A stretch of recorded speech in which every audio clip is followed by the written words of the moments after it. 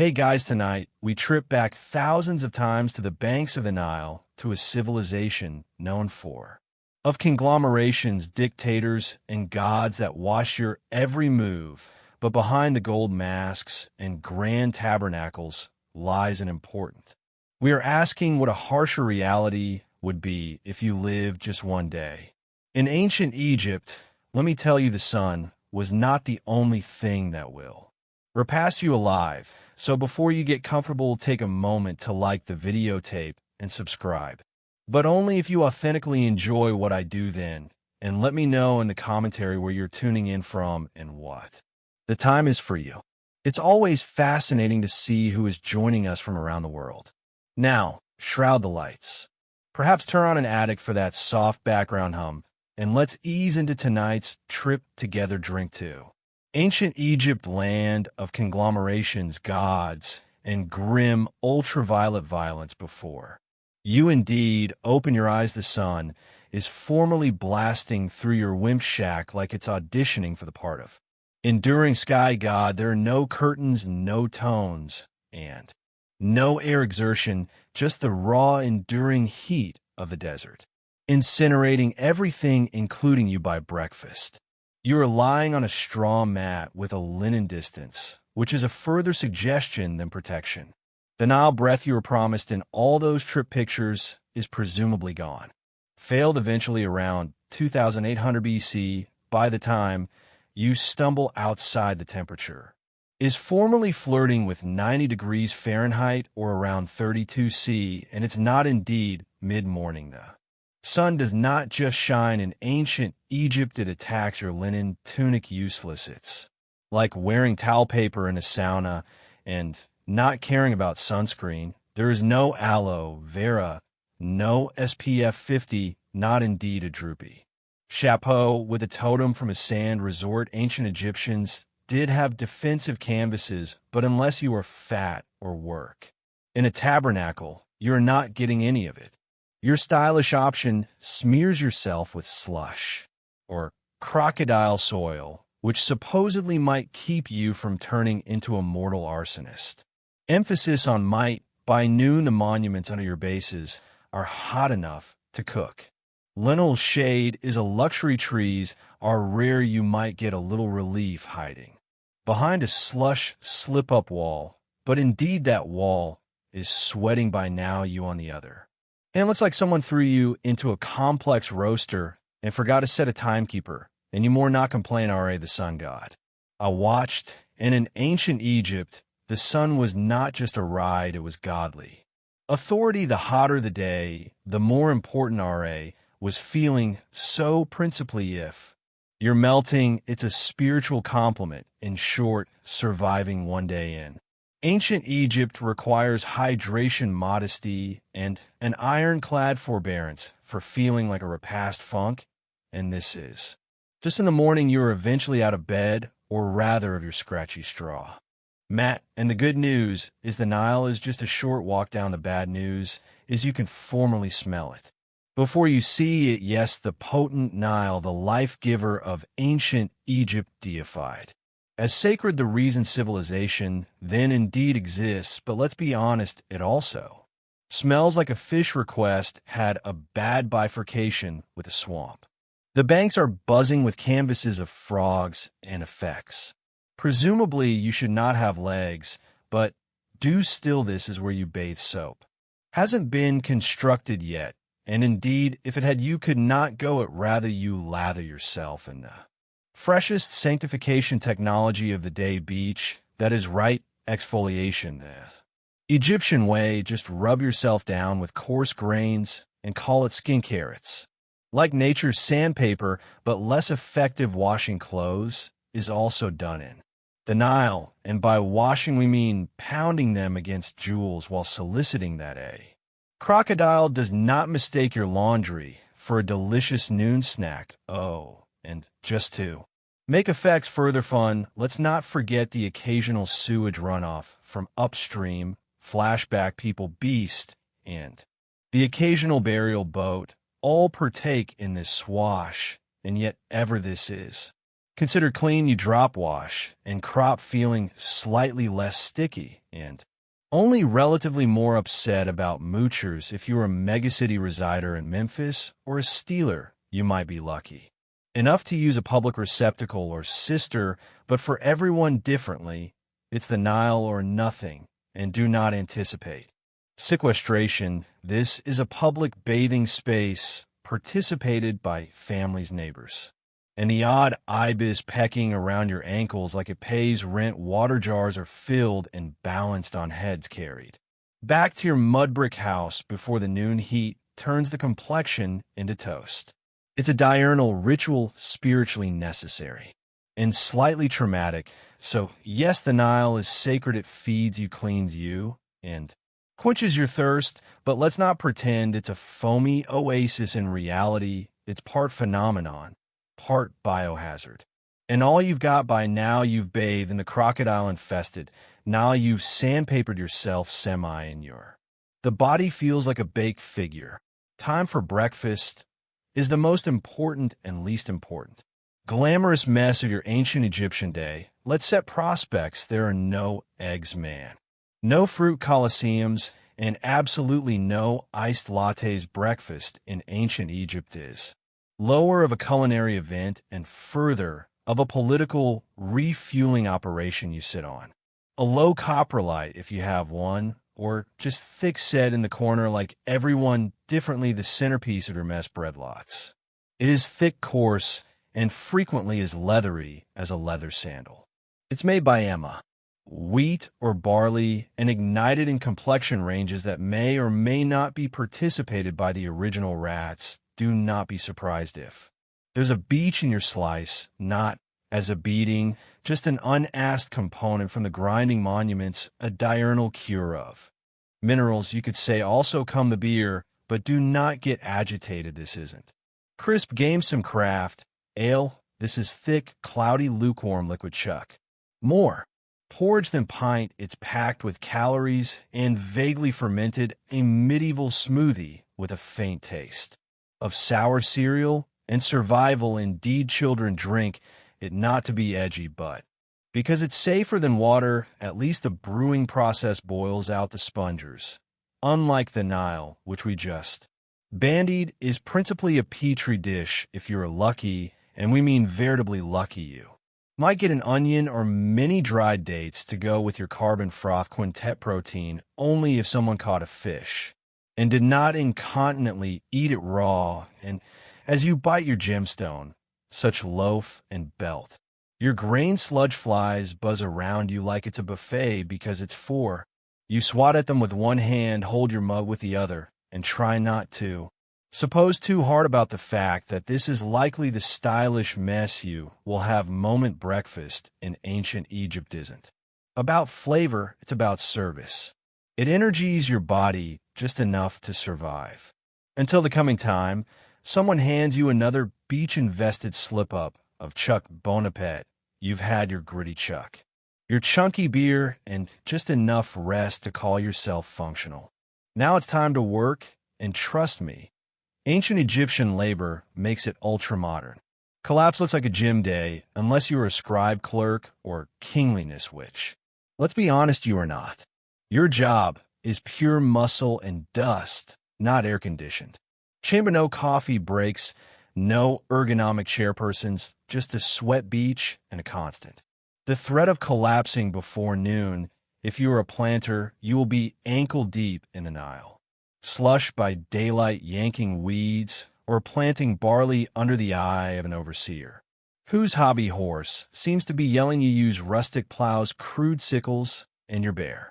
Hands if your reverse hurts, congratulations, that means it's working if you are a drudge. Effects get indeed more biblical. Imagine hauling multi-ton monuments for tabernacle construction under a blazing sun while barefoot up ramps made of clay and prayer. There is no ocean, then you trip. That is a broken ankle and a mime from the chief working on sepulchres. That is another position of grind you are forging. Limestone chiseling out burial chambers for people who will get to rest longer than you ever will. And if you mess up a Caesar's grave, let's just say job security, might involve a sealed chamber. And a curse, and if you're a woman, you are not off the hook. Domestic work is also physical labor, grinding, grain hauling water, weaving linen, minding for kitties, and still helping in the field. Your break is when the baby naps for 7 twinkles. While you prepare a regale, you eat on the go, you wipe your sweat with your tunic. Keep moving because decelerating down means falling behind, and falling before means someone additional gets your grain quota and you get the blame. There is no clocking out. The sun is your administrator when it eventually sinks behind the horizon. You crawl home partially alive, dust-crusted, and featuring softer sandals and a less aggressive sun god. Work in ancient Egypt isn't just hard, it's endless. It's a full-body commitment to survival, day after day, until your body gives out or your overseer decides you're not worth feeding, and that is not indeed the worst of it. After sweating your soul out in the fields or chase, you might be tempted to rumble, perhaps commodity, small a little. This job stinks, or why am I doing this again? Stop right there, because in ancient Egypt's complaining is not just lowered upon its potential disloyalty. Why? Because your master is not just a sovereign. He is a non-fictional god. Caesar is not some Joe who got tagged or born into a lucky family. He is the mortal personification of Horus, son of Ra, chosen by the Welkin to rule over Egypt and keep Mahat godly. Cosmic order complete. In other words, if the swash cataracts, well, this time think. The Pharaoh, if it does not, well, perhaps you did not supplicate hard enough. Questioning his authority is not just rude, it's sacrilege. Speaking ill of him could land you a date with a scourge of a set of impediments, or an early trip to the demi-world with none of your favorite burial goods. You see his face far and wide on statues, tabernacle walls, coins, and deed chuck. Molds his name is chanted in rituals. His image is painted larger than everyone, differently in every tempera. That is not cultural magnification, that is law, and do not anticipate to ever see him. If you are a pleb, the closest you will get is watching a golden dinghy pier by during a religious jubilee blink, and he's gone back to a palace you will enter. Norway is girdled by officers, guards, scribes, and enough gold to finance a small civilization, which delightful fact he principally does if you're lucky enough to work on a royal design, a grave, a tabernacle, or a statue the size of a mountain. You serve with godly joy. At least, that's what the state says. You say it too, because pretending you're honored to sculpt gravestones for 14 hours a day is safer than saying the indispensable truth. And don't even think about rebellion. Dictators crush revolutions faster than you can say dynasty. Just ask the last village that tried to withhold levies. Oh, wait. You can't. It no longer exists. Oh, yes, Caesar is godly. And you're just lucky to sweat in his name. Now get back to work. If you thought surviving under the sun was hard, wait until you realize, in ancient Egypt, sand is your roommate, your colleague, your seasoning, and your mortal adversary. It's everywhere. In your clothes, in your bed, in your food. There's no escaping it. You could be working, praying, sleeping, or just minding your own business in the market when a gust of hot wind rushes by, and suddenly your face is undergoing a coarse exfoliation trial you never signed up for. Let's talk about clothes. You wear linen. Light, breathable. About as good at keeping sand out as a screen door is holding back fog. It slides down your tunic, clings to your skin, and always finds its way into places you didn't know had creases. Eating? Good luck. Every loaf of bread is a sand trap. Since flour is ground between stone cross beams, little bits of the grindstones end up in the dough. Egyptians didn't just eat wheat, they ate their mills too. That's why ancient teeth are worn down flat like river pebbles. Imagine biting into breakfast while also filing. Your molars. And if you thought about your house, was it a sand-free zone? Think again. Your slushy, slippery home has gaps, crannies, and windows with no glass. Perfect doors for wind-blown beach sand. Your floors are covered, your cooking pots are full, and your bed is a beach hole disguised as furniture. Shoes are optional at best. Most Egyptians walked barefoot, meaning you're always one step away from turning your feet into battered leather sandals. If you do have footwear, it's usually a basic pair of sandals made from reeds. Fashionable? Maybe. Protective? Never. And then there's sandstorms. Egypt's version of a poke from the gods, sudden, swirling, and blinding. One moment, you're talking to a friend, the next you're spitting dust and feeling like someone dumped an entire beach into your eye sockets. Visibility drops to zero, and everyone around you turns into vague coughing outlines. In short, sand is the roommate who never leaves the spice. In every meal and the silent enemy of your eyes, lungs, and peace. It's not just the background of your life. It's part of your body now. And no, you can't wash it off. You already tried in the Nile, which is probably full of even more sand. In ancient Egypt, religion is not just a weekend activity. It's the operating system for everything. Your job, your diet, your hygiene routine, your bedtime rituals, all mandated by gods who seem to have very specific opinions. First, understand this. The gods are everywhere.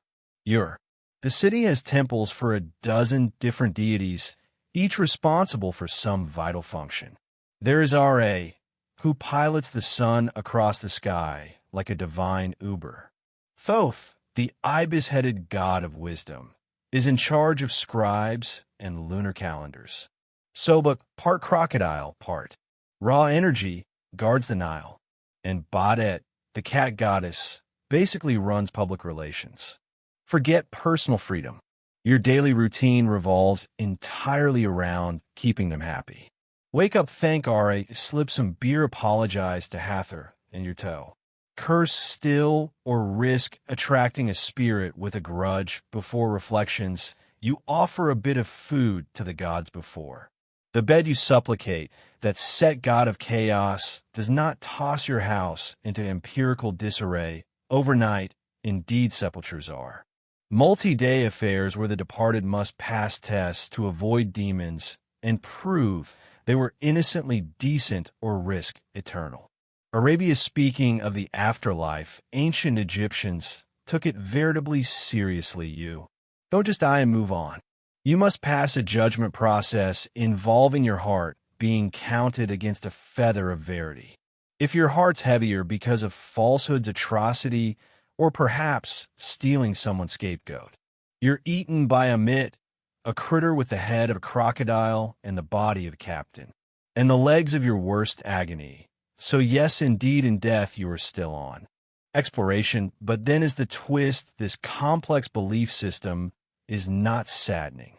It's comforting that Egyptians believed life was part of a cosmic balance, and if you followed the rituals and upheld Mahat, the principle of verity, in order, you had a chance at a peaceful eternity complete with food, family, and perhaps a boat. Of course, the richer you were, the further gods sounded to notice. Your tabernacles where massive preachers were important, and peasants, well, they just hoped the gods were feeling generous that day, because in ancient Egypt, faith was not voluntary. It's your job description, your insurance plan, and your trip diary for the coming life. So you've stepped on commodity sharp, got bit by commodity weird, or caught commodity contagious, which in ancient Egypt was principally Tuesday time to seek medical care. Just do not anticipate a waiting room or a sterile terrain. You are about to be healed with a combination of spells,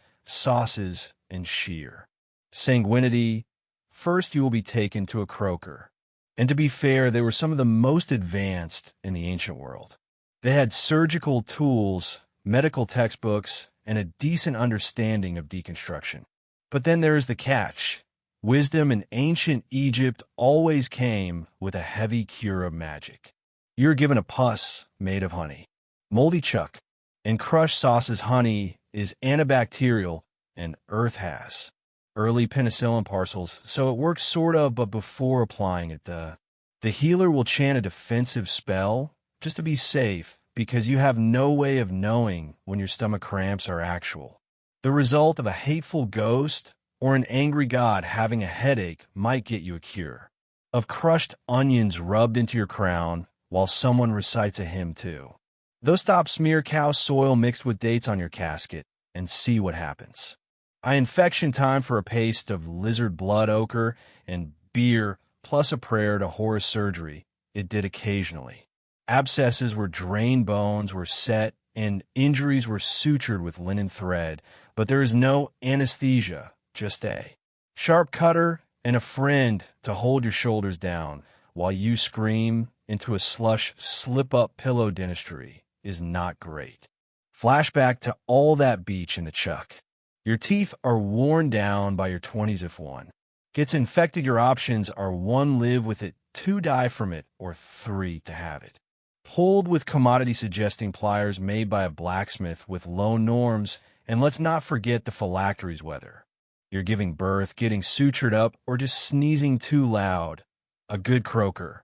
The clerk will presumably hang a charm around your neck, just in case the real issue is an unnoticeable serpent spirit coiled around your spleen. So, yes, Egyptian drugs had their moments, but substantially.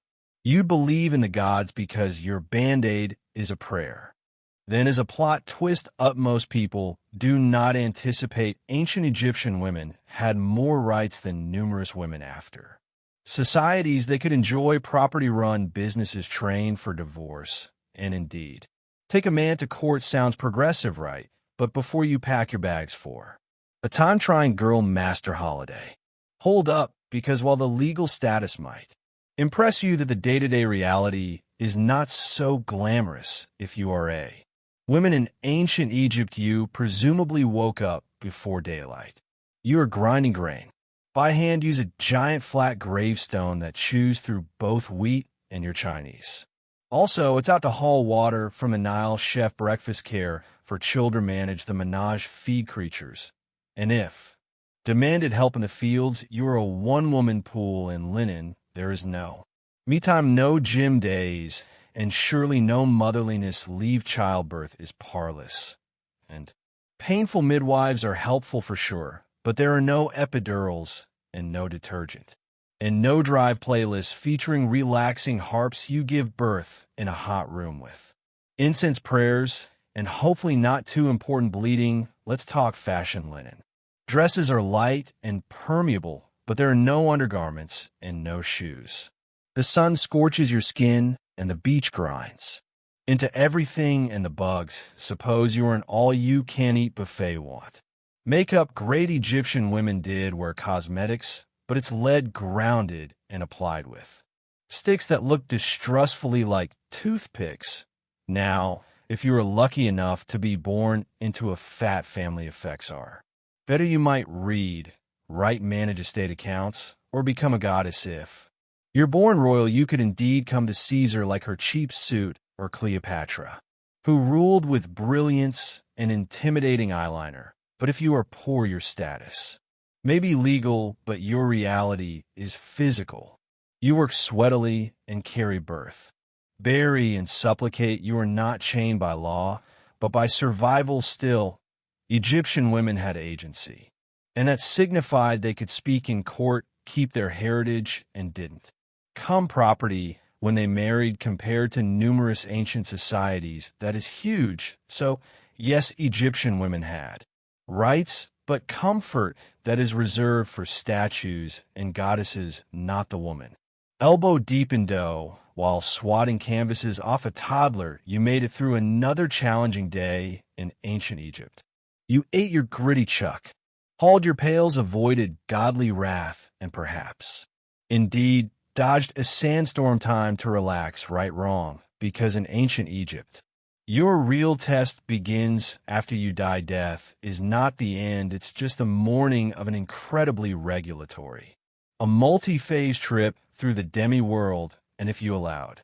The labor overseer was a strict delay until you meet the gods of judgment. First, your soul takes a trip to the hall of Mahat. Then, before a bench of 42 divinities, you must enunciate your innocence in what is principally the oldest legal deposit in history. You say effects like, I didn't steal, I didn't lie, I didn't cover my neighbor's jackass, all while hoping the gods. By it also comes the heart test.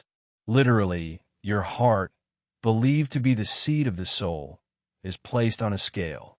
Opposite the feather of Mahat, the symbol of verity, justice, and balance. If your heart is heavier than the feather, well, that means you've lived a wicked life. Enter Amit, part captain, part crocodile, part hippo, all intimidating. She does not arrest you, she does not find you, she eats your soul, destroying it. Ever no afterlife, no alternate chances, just eternal virtuality, which in a culture obsessed with eternity is the ultimate discipline, and it gets better. You can doom yourself not just by conduct, but by words. One wrong concession, one forgotten line during your judgment, and smash spiritual annihilation. It's like an open book test, where failure means getting devoured by a mythological death mongrel. If you do pass, congratulations, you get to enter the field of doormats, a peaceful, idealized interpretation of Egypt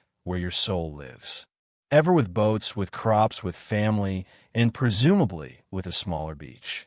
Fleas, but the stakes are enormous. That is why Egyptians are obsessed over grave medication, burial rites, and magical textbooks like the Book of the Dead, a spiritual cheat. Distance full of prayers, spells, and helpful tips like do not affront the crocodile god. So yes, the afterlife might be beautiful, but only if you live your life veritably, precisely one curse word, one overdue. Tabernacle duty, and your coming stop is lunch for Amit. Sleep tight, if there is one. Small mercy in ancient Egypt, it's this linen, blessed, permeable linen. The entire wardrobe, and everyone differently, is differently made from this factory-grounded fabric. It's light cools and lets your skin breathe in the scorching heat. That is the good news.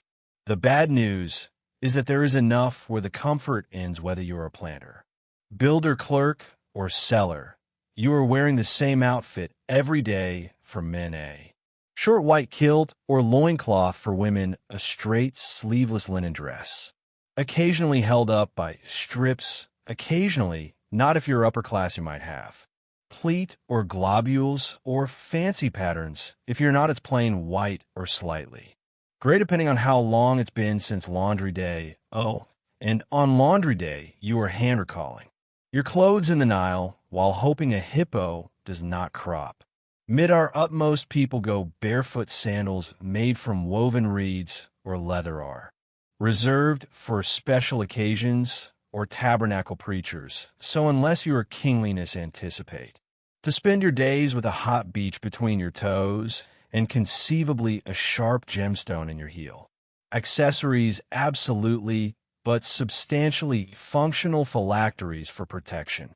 Chokers to show status, and on makeup made from pulverized coal, which was not just for fashion, it helped reduce light from the sun and apparently shielded off infections. Yes, indeed, eyeliner had a job. In ancient Egypt, no matter how well you dress, the bugs do not watch canvases. Gnats, mosquitoes treat your airy outfit as an assignment. You are walking throughout the day, swatting, constantly rubbing on scented canvases and soliciting that your linen does not stick to you. Like a wet curtain, the moment the sun reaches full strength, and of course your outfit doesn't change with the seasons, because Egypt does not really have seasons, just hot and slightly lower hot. So your linen ensemble is principally your time-round livery, whether it's 110 degrees or a chilly 70 degrees evening. So yes, Egyptian apparel was light elegant, and far more comfortable than what Romans would wear latterly. But do not let the breezy outfits wisecrack you, because no matter how afloat, your tunic feels like your life is still heavy with the labor heat of the beach and bugs. Refuse to admire your particular space. You've survived another blistering Egyptian day hauling bricks, dodging sandstorms, and soliciting your linen do not disintegrate medical tasks. But in ancient Egypt, survival was always temporary, because no matter how tough you are, you presumably will not live past 35. Let's break it down. If you make it once, which is formerly an achievement considering child mortality rates were sky high, you were thrust straight into a majority by age 13. Marriage, work, and child rearing all start beforehand, because actually you're running out of time you might die from. Or bad chuck.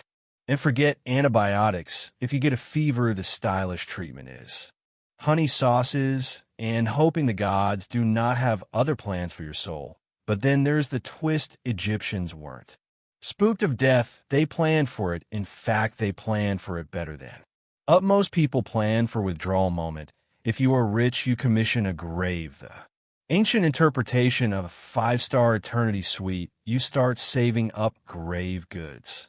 Jewelry, food, immolation, scents, statues, indeed, bitsy menial dolls called shabaptis.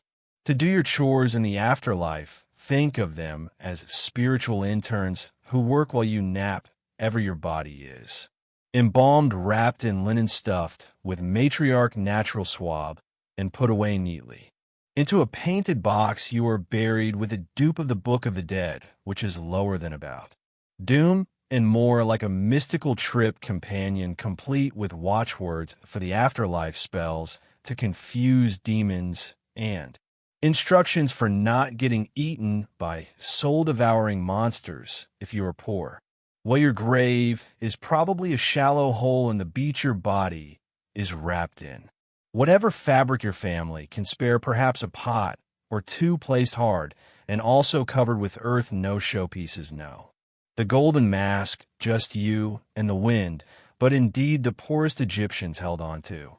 The dream of the afterlife, a peaceful, rich paradise called the Field of Doormats, where you cultivate without sweat, eat without hunger, and sailing the Nile, ever under gentle sun. Yes, you will presumably die youthful in ancient Egypt, but if you lived well, supplicated right, and did not affront too, with numerous jackal-headed gods, you just might spend eternity in the style you eventually made it to the afterlife, or at least into the grave you've been embalmed, wrapped in. Blessed and buried time to rest in peace. Right, well, not exactly, because in heat stroke, or an infected cut, childbirth, or crocodiles, or scorpion stings. Ancient Egypt, indeed, the dead progeny burgled. Let's launch with a simple variety of sepulture full of precious stuff and gold phylacteries. Jewelry-scented canvases, sculpted statues, cases full of linens, and for dictators. Non-fictional boatloads of treasure, all intended to be taken into the afterlife. But treasure in a grave is principally an open assignation for someone with a chisel, and bad intentions. Tomb thievery was so common that it became a full-time problem that dictators try to fight it by hiding their sepulchres deep in escarpments, locking them behind trapdoors, and scribbling intimidating curses on the walls. Effects like, "May a crocodile devour your soul," or "May your branches be twisted, ever by a serpent made of fire." Spoiler: the curses did not work grave. Stealers came anyway at night, in secret with inside knowledge. Occasionally they were locals, occasionally they were loose workers who helped make the sepulchres in. In some cases, indeed, preachers and guards were in on it, and the discipline for getting caught. Severe supposed public beatings, mutilation, exile, or death. But considering how precious grave goods were, especially golden and rare incense, the threat frequently sounded. Worth it after all. The dead do not fight back, but it's not just the fat who got burgled. Indeed, commoners' graves were disturbed. Poorer Egyptians might have been buried with a small pot of beer or a loaf of chuck. For the afterlife that was still worth stealing food was scarce. Tools were precious and linen was currency. The irony, tomb robbing wasn't just about rapacity. Occasionally, it was about survival. Egypt went through a dearth of politics. Collapse, interruptions, an empty worker might break into a grave not for treasure, but for food. And when your children are starving, many burial immolations look less like sacred objects and more like regale. So, in ancient Egypt, you were not safe just because you were dead. Your grave could be pillaged, your name canceled, and your corpus unwrapped by some hopeless soul with a pickaxe and poor moral judgment rest in peace. Only if no bone knows where you are buried. We have all seen them, those majestic, mysterious busts on the walls of tabernacles and sepulchres. Catcall, eyes, snake lotus flowers. Men walking sideways like they are on a fashion runway. Ancient Egyptian hieroglyphs are visually stunning and insanely delicate to learn. Sure, they look cool, but try reading them. Hieroglyphs were not just ornamental art, they were a full bloated jotting system. With over 700 characters and growing, some symbols represent entire words. Others are sounds, and numerous are determinatives that clarify the meaning. Because writing the word star with a factual star symbol might be too straightforward, and do not anticipate spaces or punctuation. Ancient Egyptian jotting was principally one long, beautiful mystery, with cultural flair, 0 vowels, and a deep need for the environment. It can be written left to right, right to left, or top to bottom, depending on what the scribe felt like that day. The trick: look at which way the cat calls or people are facing. That is your reading direction. If they're facing right, read right. Facing left, read left. And if they are upside down, good luck learning to write. Hieroglyphs were not for commoners. Knowledge was rare. Perhaps one of the population could actually read and write if you wanted to. You had to be a scribe, which meant times of violence. Education starts as a child. You'd study hundreds of symbols, endless scrolls, and practice so much that your hand presumably coiled into a claw by age 15, but the lucre huge. Scribes were admired, well fed, and Norway made to haul bricks under the sun. Rather, they wrote duty records, court documents, letters, and religious textbooks.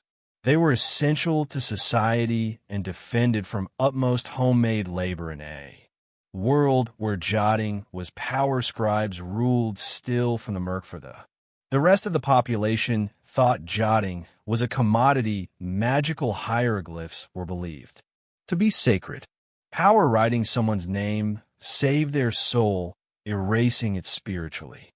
Obliteration: yes, spelling signified. So while hieroglyphs may look like ancient emoji, they are more like a verbal Rubik's cell wrapped in myth, calculation, and riddle. Beautiful, yes, easy to learn, absolutely. Not after 14 chapters of heat, hunger, beach superstition, and backbreaking labor. It's time to ask the big question: would you survive a single day in ancient Egypt? Let's be honest, presumably not sure. It's easy to glamorize the ancient world with golden sepulchres, lotus scented air, graceful hieroglyphs, gods with beast heads, and a thing for order and beauty. But behind the iconic monuments and stunning art was a world of brutal realities that spared no bone. But the elite, your average Egyptian day, started with a dirt bottom, a pall of canvases, and the knowledge that if you did not work, you did not eat. You walked barefoot on blazing beach, hauled water cooked over open fires, lived shoulder to shoulder with Bugs Bank and Beast You. Upset about complaint, godly discipline, and whether a snake might slide into your sleeping mat. You had no toothpaste, no drug, no withdrawal plan, and if you were lucky, perhaps 2 changes of linen. You served a god king who could take your land with a decree, a climate that cooked your skin by noon, and A, religion that needed you to pass a non-fictional godly test after death just to get into a good interpretation of the afterlife. Let's also not forget the effects you did not have: no antibiotics, no sunscreen, no sequestration, no plumbing, no anodynes, and no easy escape once you were born into your class. That was at no elevations, no career changes, no finding. You were either a scribe, a planter, a drudge, a mama, a menial, or dead. And yet for all this, the ancient Egyptians were not miserable. They believed deeply in their gods, their purpose, and the beauty of life. They loved music, cotillion, food, family, and carnivals. They joked, they painted, they imagined eternity with enough clarity to figure gravestone monuments that still stand moment, but for an ultra-modern person without your air conditioning, your filtered water, your Advil, your lurkers, and your smartphone. You'd fold before the alternate sandstorm hit, so no, you wouldn't last a day in ancient Egypt, but that is okay because they lasted thousands of times, and perhaps that is why we still talk about them in the heart of ancient times.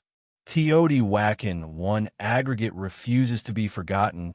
Its face is adorned not with peaceful symbols of faith or gentle gods, but with snarling, open-mouthed gravestone serpents, dozens of them pooch out from the tabernacle's facade, as if formed in mid-strike, fangs-bared eyes. This is the tabernacle of the feathered serpent, known to numerous as the tabernacle of Quetzalcoatl, but unlike utmost tabernacles that reach for the sky with reverence, this one feels different. It feels raptorial from the moment you approach. There's a creepy sense that you are being watched. The gravestone serpent heads aren't bare decoration, they were warning symbols of godly wrath. And beneath their aspect, commodity, terrible, formerly unfolded excavations over the once many decades have revealed commodities that archaeologists did not anticipate retired beneath the tabernacle's base weren't just conventional immolations, but commodities far more disturbing than human remains, and not a sprinkle over 200 bodies, numerous of them guillotined, hands bound behind their tails, youthful male soldiers may buried in groups with ritual offerings arranged with fine perfection. Some were buried with obsidian shanks at their sides, others with chokers were made of mortal teeth or jewelry drafted from jawbones. They were not simply thrown into the ground, they were designed and placed in positions of emblematic significance. It's clear this was no mass grave, it was a communication, a godly sail sculpted into a gravestone and sealed with blood. But what kind of belief system justifies similar horror? Who demanded so numerous lives be taken at formerly the temple of the sired serpent was not just a religious structure, it was a theater of power, a place where autocrats fuse cosmology, warfare, and fear to maintain control over a megacity of more than 100,000 souls. And this ritual bloodletting may have been the cost of keeping the macrocosm in balance as you stand before this tabernacle moment, gaping at those gravestone serpents. You are not just looking at art or armature, you are looking into the eyes of a civilization that believed the gods demanded blood and that they had every right to deliver it. But who were these people who commanded similar violence? And dissolved without a trace, the answer lies in the murk of Teotihuacan. Before the potent Aztec Empire, before the Maya sculpted their cosmic timetable into the gravestone, there stood a megacity unlike any other in the ancient Americas. Teotihuacan, its name given by the Aztecs, means the place where gods were born, and when you walk its immense avenue of the dead, adjoined by conglomerates that scrape the welkin, you start to understand why at its height, around 100 to 250 CE, Teotihuacan was sprawling The megalopolis of over 100,000 people, making it one of the largest metropolises in the world at the time, competing with ancient Rome. Alexandria and Chang'an in size and influence, it was a megacity strictly. Planned wide arterials, gridded thoroughfares, apartment composites, casing extended. Families' multi-story structures made from stormy gravestones and at the center of. It is all three massive conglomerations, the aggregate of the moon, the aggregate of the sun, and the tabernacle of the feathered serpent, but then is what makes Teotihuacan different, no bone. Knows who erected it seriously to this day, we don't. Know the name of the people who constructed this place. We do not indeed know what they called themselves there. Are no written records, and no king's name sculpted into gravestones. Teotihuacan seems to have been a society ruled not by a single monarch, but maybe by a council, a theocracy, or a commodity altogether.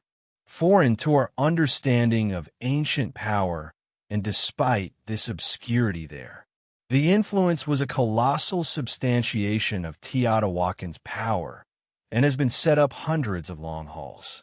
Down from the Maya metropolises of Tekle and Copan to the distant Zapotec capital of Monte Alban, obsidian blade ceramic. Style showpieces and indeed political meddling in one case Teotihuacan. Emissaries may have helped erect an original Maya king to install a sovereign more favorable to their interests, but how did they maintain such a vast network? How did a megacity with no given jotting system command similar authority across Mesoamerica? The answer may lie in how they combined cosmic testament with statecraft.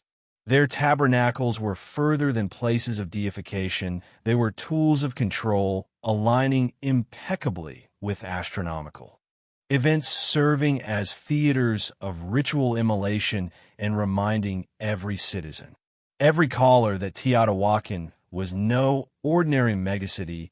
It was the axis of the world, a sacred machine that kept time, fate, and blood flowing in sync, and at the heart of it all stood the tabernacle of the feathered serpent. To understand the tabernacle, you must first understand the deity was devoted to the feathered serpent, known latterly by the Aztecs as Quetzalcoatl, and to the Maya as Culcan. This figure is one of the most enigmatic gods in all of Mesoamerican tradition, but in Teotihuacan, centuries ahead, the Aztecs rose to power. The feathered serpent was formerly a central, conceivably supreme godly force, but then as the incongruity, what kind of god is both a serpent and a raspberry?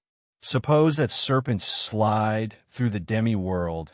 They exfoliate their skin, emblematize revitalization, duality, and death. Catcalls soar high in the sky, closer to the sun, representing freedom and divinity, and life-giving wind to combine these two, terrestrial and sky-dwelling death and life, chaos, and order, were to produce commodities, entirely cosmic commodities. Terrifyingly important, the feathered serpent was not just a god, he was the ground between worlds. On the facade of the tabernacle, sculpted in deep relief, we see dozens of his images, goggle eyes, bare teeth, and plumed hats. Some chroniclers believe these represent the god himself. Others suggest they are soldiers or clerkly numbers adorned in godly comparison to gesture their authority. Either way, they are. Far and wide the tabernacle is covered in these snake raspberry mongrels, as if the structure itself breathes with godliness presence. But the feathered serpent was not just a god of the Welkin. He was privately tied to immolate. Blood was the energy that kept the macrocosm in stirring Quetzalcoatl, however latterly. Flashback, as a gentle, civilizing deity, had an important darker part in Teotihuacan. He demanded immolation, and not just of maize or incense, but of life itself. In some myths, he descended into the demi-world, to recoup the bones of the dead and produce humankind, but to bring life from death. There had to be a trade. The gods offered themselves for humanity, and humans in return were anticipated to do the same. The tabernacle of the feathered serpent wasn't just a monument to faith, it was a cosmic machine designed to link the sky, the earth, and the demi-world through ritual. Every gravestone, every serpent head, every buried victim fed into that system. Teotihuacan did not just worship. The feathered serpent embodied his sense of incongruity, power, and blood, and the most disturbing trueness was hidden beneath the face. For centuries, the tabernacle of a feathered serpent stood quietly, a surviving, imposing structure half swallowed by time. Locals, rumored legend, scholars made suppositions, but no bone could have imagined what was buried beneath its layered monuments, until archaeologists broke through in the late 1980s and the early 2000s. What they set up was not just unanticipated, it was unsettling. Hidden beneath the tabernacle's foundations was a series of long sealed chambers and recesses, each filled with precisely arranged human remains. These were not the messy results of war or complaint. These were deliberate offerings, methodical, ritualistic, cold, the victims numbering over 200 were youthful men, numerous between 15 and 25, some war chokers made immortal jawbones, others had their hands tied behind their tails, many were guillotined. Obsidian shanks, sharp and black as night, were scattered hard, the unmistakable tools of ritual bloodbath. And this is where it gets darker. The arrangement of the bodies follows geometric and emblematic patterns. They were not buried aimlessly, they were placed in quadrants, in cardinal directions, conceivably to glass the macrocosm. Indeed, the number of bodies signified it was not just about death, it was about meaningful death. Immolations girdled the victims. About death, it was about meaningful death. Immolations girdled the victims. Jaguar bone serpents have fantastic shells from the distant Gulf Coast, statuettes and obsidian blades that had no way been used in battle. This was not discipline, it was a gift. These youthful men, most likely soldiers, have been named not to die in disgrace, but to die as part of a commodity transcendent to the Teotihuacanos. The veritably act of erecting a tabernacle may have needed mortal immolation. It was as if every gravestone had to be consecrated with blood, every subcast raised only after an immolation had been made. The deeper you dig, the further immolation you find. In one chamber, archaeologists discovered elaborate coverts filled with mercury and mica accoutrements associated with the demi-world, the bottom blistered like water. Was this an emblematic passage to the land of the dead glass of the night? Sky, the more they shoveled, the more it felt like the tabernacle wasn't erected on top of death, but constructed to box at the blood did not stain the gravestone by. The gravestone was meant to hold the blood, and all of it was for the gods. Look closer at the tabernacle of the feathered serpent, and you will notice a strange commodity. Agitating, it does not just sit on the geography, it aligns with the macrocosm. Teotihuacan was not erected aimlessly. The entire megacity was laid out precisely. Cosmic axis, its central avenue of the dead, runs at a 15 degrees angle off, true north, not a mistake, but a deliberate shift, conceivably to align with the setting of the Pleiad star cluster or the sun on a specific ritual. Dates. The tabernacle of the feathered serpent sits directly along this avenue, locking it into a grand Elysian design. But why? What were they trying to align with? Archaeologists and coasters have batted this for decades. Some suggest the tabernacle lines up with the equinox, Daylight, others argue, it connects to Venus, the earth most sacred to Mesoamerican societies, frequently associated with war, immolation, and revitalization. When Venus rose or set, wars were declared, immolations were made, and tabernacles actuated with ritual fire. Indeed, the tabernacle's confines feel purposeful. The reiteration of the number 7 is the number of visible planetary bodies appear in its step platforms. There is a harmony meter and a stunning understanding of both fleshly calculation and cosmic cycles, and beneath the face more suggestions. In 2003, archaeologists uncovered a layer beneath the tabernacle, not a crude passage, but a designedly constructed subsurface world. The walls were formerly covered in powdered pyrite, a shimmering mineral that would have reflected light like starlight combined with mercury. Pools and misaligned walls in the lair sounded designed to replicate the macrocosm itself. To walk through would be like traveling through the Milky Way, an emblematic trip to the demi-world, or maybe two.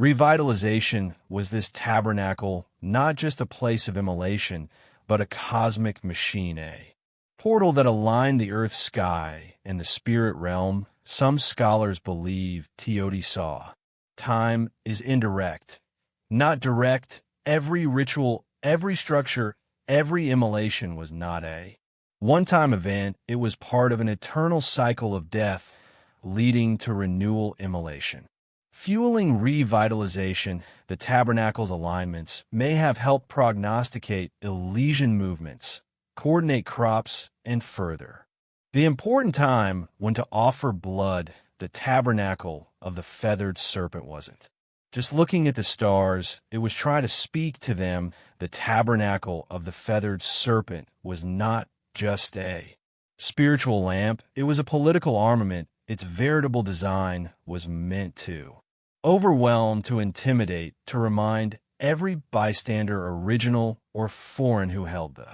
reins of power in Teotihuacan. Imagine standing in its shadow 1,800 times ago. You, our caller from a lower city-state, would arrive at the Avenue of the Dead, formerly struck by the sheer scale of Teotihuacan. But when you reached the tabernacle of the feathered serpent, you'd indurate. The serpent heads gawk at you, their fangs disclosed jaguar symbols growl from the gravestone. The Galleria ahead formerly held massive gatherings, not just for festivity, but for public ritual. You might indeed witness immolation. The ruling nobility of Teotihuacan understood commodity. Pivotal fear is power, and nothing stirs fear like godly wrath by orchestrating ritual prosecutions in broad daylight. Girdled by cosmic symbols and death imagery, they transferred a clear communication. Gods are with us, and we aren't hysterical to feed them, but this was not chaos. Theater preachers in feathered hats and obsidian masks would chant cotillion and slip blood-turning cosmic myth into political performance. It was not just about pleasing the gods. It was about reminding everyone watching that the megacity's autocrats had direct access to the godly. They alone could open the welkin or summon rain to cover the people or destroy their adversaries. Indeed, the armature helped support this propaganda from the tabernacle's upper gashes. Leaders could look down upon the Galleria. They controlled not just the narrative, but the veritably physical space in which it unfolded. The people looked up at the gods, at the autocrats, at the offerings, and knew their place. And for outlanders, Teotihuacan did not need to conquer with brands. It conquered with symbols. Visiting dignitaries would carry home tales of admiration and terror. They would speak of the feathered serpents, the endless avenues, the blood rituals that lit the sky red. In a world where gods ruled through fear, Teotihuacan deposited itself as their chosen prophet, and the tabernacle of the feathered serpent was the loudest voice of all at its peak. Teotihuacan was the twinkle of Mesoamerica, a megacity of fire and a gravestone of gods. In blood, a megacity that sounded fated to last ever, but around the time 550 CE, commodity broke, and the silence that followed was as nipping as the tabernacle's gravestone serpent heads the fall of Teotihuacan was not.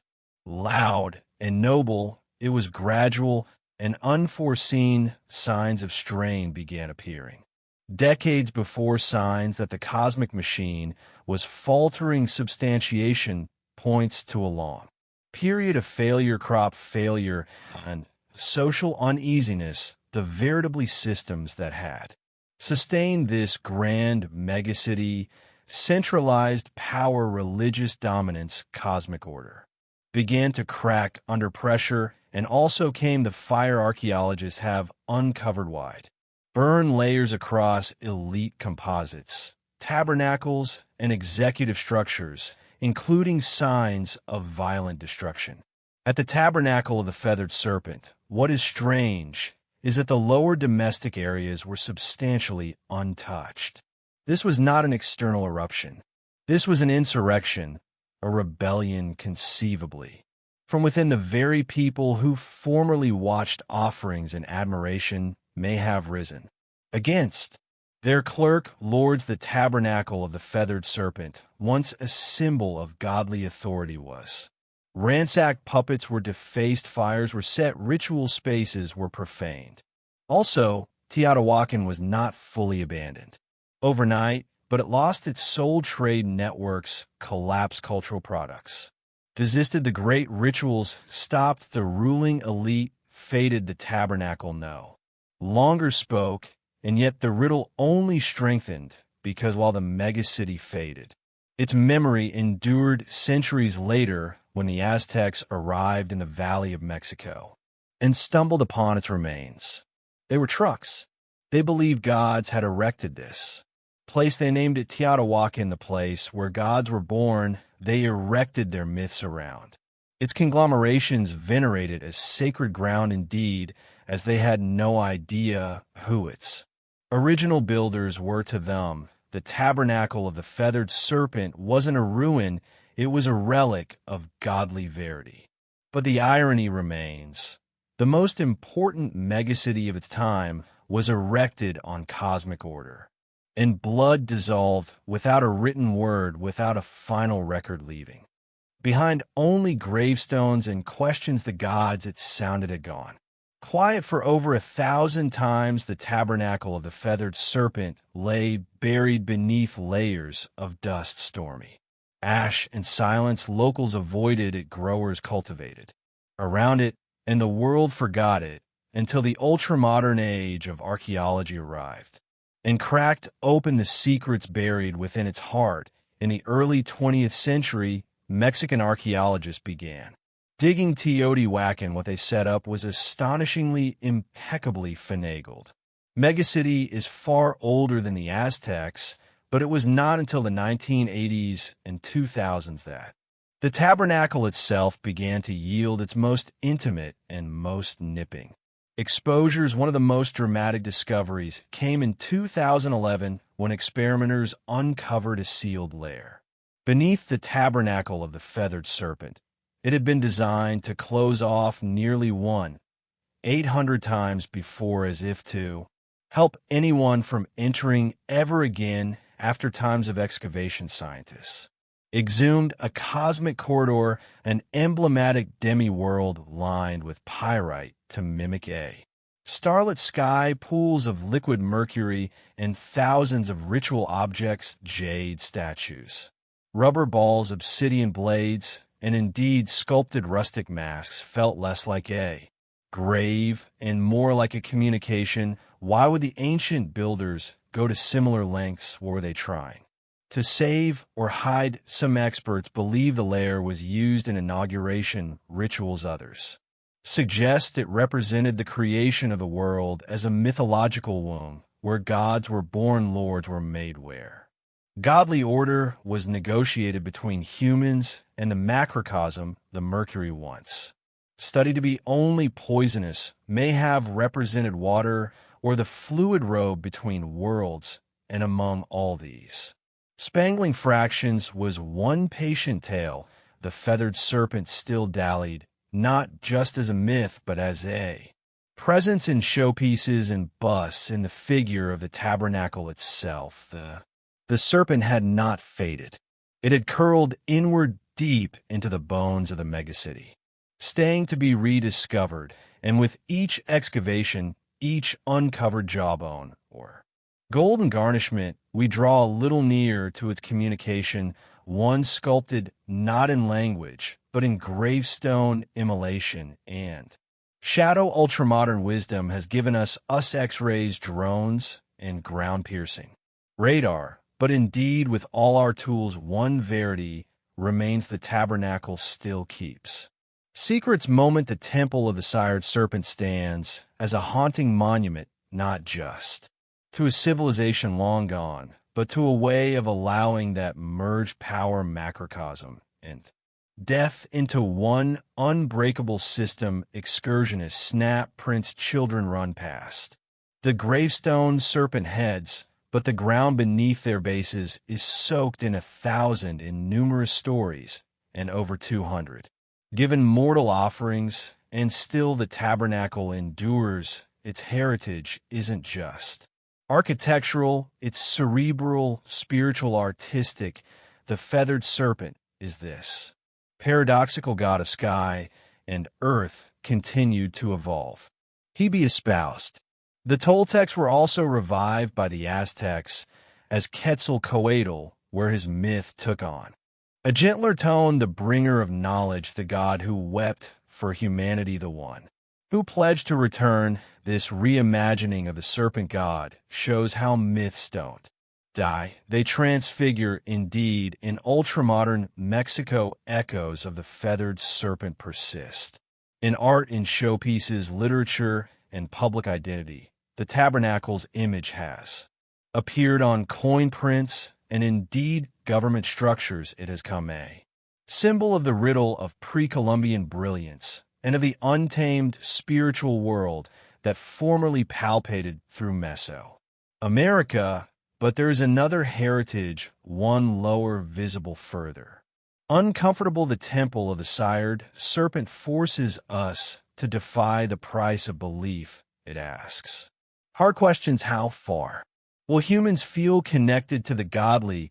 What happens when power and religion become indistinguishable?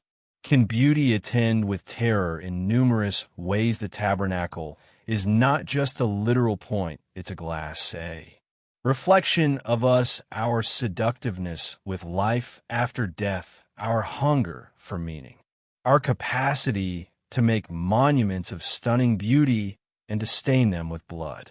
The tabernacle teaches us that greatness comes with murk, and that societies can soar to insolvable heights while burying their secrets beneath the monuments. And perhaps that is why we keep returning, not just to visit, but to understand, because deep down we know the serpent is still watching, not to strike, but to remind us of what we formerly were, and what we still might be before we spoke in words we spoke in meter knockouts of thousands of times agone, long before the invention of writing, indeed before the birth of language itself. Early humans began to produce commodities that could only be described as sound with intention, not speech, not air, but meter, a hand sliding concave, dingy, a stick tapping, a gravestone, a bottom stomping. Earth in time, somewhere in that ancient reiteration commodity, magical surface. The first barrel beat was not called music, it was not called anything, but it felt like a commodity, like communication, like movement, like emotion taking the form. Anthropologists have uncovered substantiation of primitive percussion instruments dating back over 30,000 times. These were likely made from natural accoutrements, tree, caddies hollowed out, gourd stretched. Beast hides, nothing fancy, Nothing saved but these rudimentary cans. Were not toys or idle distractions, they served real purposes to advise, to summon. To connect, imagine a lineage scattered across a thick timber, one beat from a distant barrel, and others' new peril was coming, or festivity had begun, or the gods are hearkening. The foremost cans were not just tools, they were extensions of the mortal body, a twinkle. Personified, a palpitation that could be felt across a veil. Drumming was not a commodity you watched or heeded to it.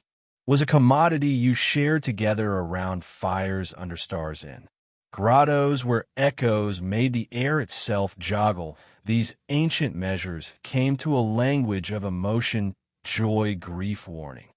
Hope. All is expressed not in syllables or symbols, but in patterned sounds. Before the first flutes were sculpted, before string instruments were pictured, the barrel was formerly alive, anchoring us in time, giving shape to ritual and uniting individualities into lines. In that way, the barrels became humanity's first instrument, and maybe its first form of collaborative identity. No matter where on earth people are live, they created commodity to strike commodity, to beat commodity, to mark the moment. Because indeed, when we had no words, we had a meter, and that meter was everything. In the cradle of early mortal civilization, cans wasn't just instruments, they were sacred voices. Every lineage, every culture, the corner of the earth developed its own meter, but the purpose was nearly universal to the villages. With the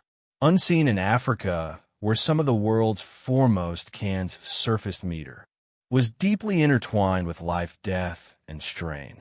The game, sculpted from a single tree and wrapped in scapegoat skin, was believed to containing three spirits. The tree was sculpted from the beast whose skin gave it voice, and the handicraftsman who brought it to life played in circles. The gems did not just accompany rituals. It was the ritual, and there was also the talking. Cans able of mimicking mortal speech through pitch and tone. In West Africa, these cans carried dispatches across long halls, relaying news warnings about births and death from one ville to the coming, long before the telephone. Humans were formerly beating their dispatches through the geography across the abysses. Native American lines treated the barrel as a living reality. It was the twinkle of Mother Earth, played in observance to honor ancestors, summon, mending, or guide the souls of the dead.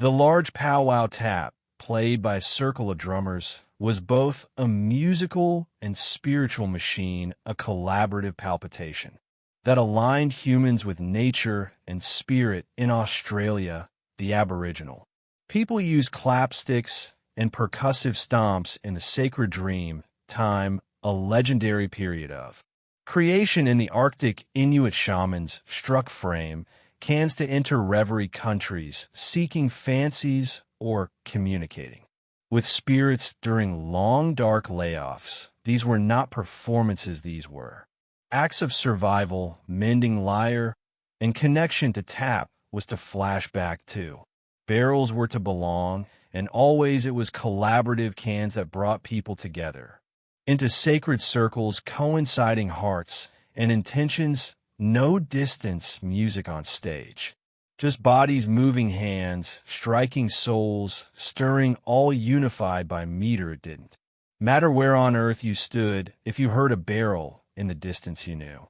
Commodity was a passing commodity that words alone could express. In Norway, from sacred circles to bloody battlegrounds, the barrel has always spoken, occasionally with comfort and occasionally with command, as mortal societies evolved into fiefdoms and conglomerates. Drums converted into tools of domination, instruments of order and munitions of fear. The foremost armies did not have radios or megaphones, they had cans.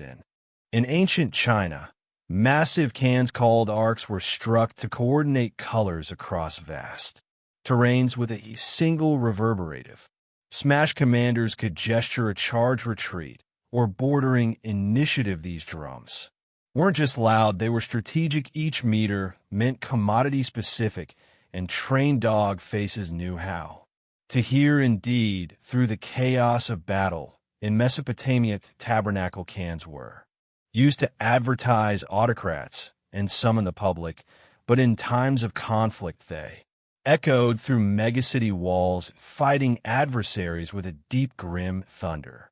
It was not just percussion, it was cerebral warfare. When the Romans marched, they brought with them the tympanum, a frame barrel used in processions and by religions like that of Sibyl, though not a battleground instrument in the way cornucopias and norms, where it carried emblematic power. A sound of conglomerate discipline and order, but no army applied cans relatively like the banquets, their metal bands, the world's first known military symphonies, unleashed an inviting storm of cans. Cymbals and cornucopias before battles, the grim pounding of cursed mammoth. Kettle cans and davel double-headed bass cans struck terror into the hearts of adversary forces. Some European accounts describe dog faces indurating in fear before indeed seeing the banquets. Paralyzed by sound, cans also executed power off the battleground in royal courts across Asia. African and European drum ensembles blazoned and pronounced coronations and underlined political rituals. To beat a barrel was to declare power is present. Indeed, enslaved people in the Americas used cans as tools of resistance on colonies. Metrical communication kept culture alive and helped orchestrate secret insurrections. The barrel, indeed, under oppression, refused to be silenced, so whether it gestured godly rites, service, discipline, or raw fear, the barrel has always carried a communication. This is who rules, this is who marches.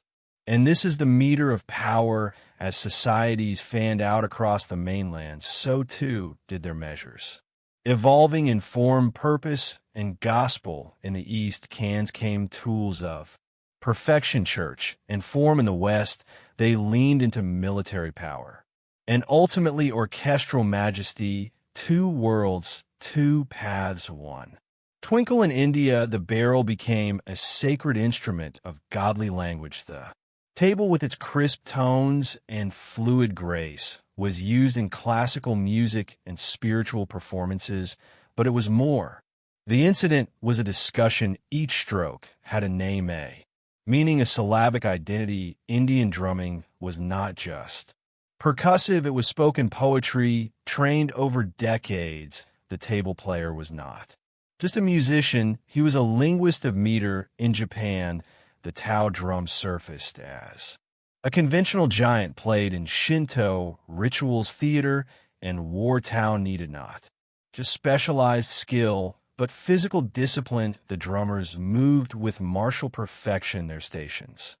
Predicated like soldiers in carnivals, the booming Tao echoed through mountain deans, believed to drive down evil spirits and call the gods down to earth. Meanwhile, in Indonesia, the kendang drum led the narcotic overflows of gamelan symphonies, guiding hop and musicians in sacred tabernacle observances. These measures were concentrated and interlocked, and Elysian was a sonic reflection of the cosmos.